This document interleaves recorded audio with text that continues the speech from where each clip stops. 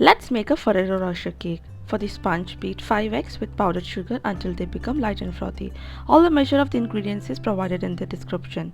Add vegetable oil and vanilla essence to the eggs and mix until they look similar to one shown in the video.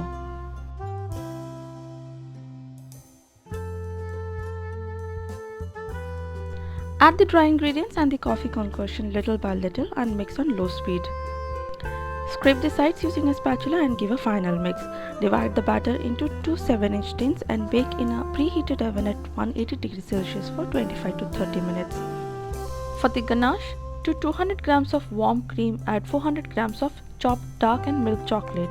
Here I am using kombucha, you can use compound as well. Mix and cover and keep in the fridge until we need. For the filling, we'll need some chopped hazelnuts and some hazelnut paste.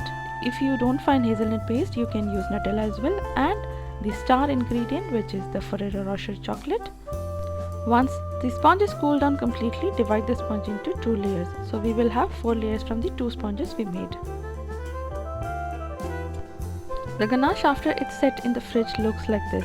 We will whisk it before we use. After whisking, the texture and the color both will change. This is ready to use. Now let's assemble the cake. Place the non-slip mat and the cake board on the turntable. Place the first layer of the sponge and soak it with the sweet coffee concoction. Add a layer of ganache and spread evenly. Pipe some ganache on the ring of the sponge to hold the fillings. Fill it with some hazelnut paste, some chopped hazelnut and some Ferrero Rocher chocolates.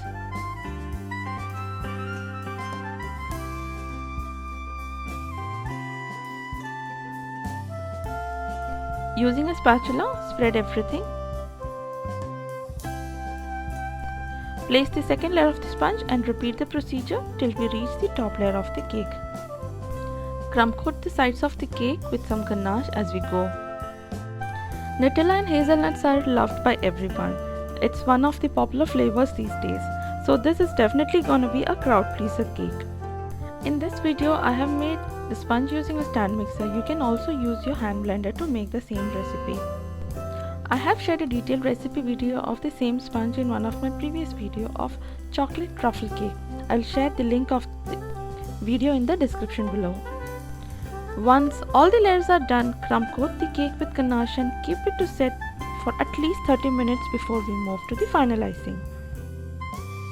After the cake is chilled and set, apply an even layer of ganache all over the cake. Using a steel scraper, scrape out the excess.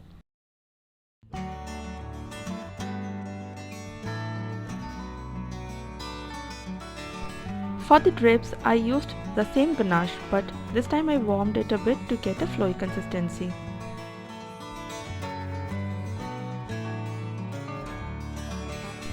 For the garnish, I made some chocolate mousse, for which I used the same ganache with some whipped cream and made a mousse and used it for piping on the top. I added some Ferrero Rocher chocolate, some molded chocolates, a macaron and some sugar pearls to garnish on top.